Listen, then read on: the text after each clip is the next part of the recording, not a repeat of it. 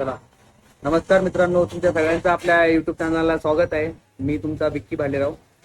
आज एक नवीन विषय असा आहे की येणाऱ्या 20 तारखेला मी ही जी आपली जी शॉप आहे ही शॉप मी वेंडअप करतोय. म्हणजे की मी ही येणाऱ्या 20 तारखेला दुकान खाली करतोय.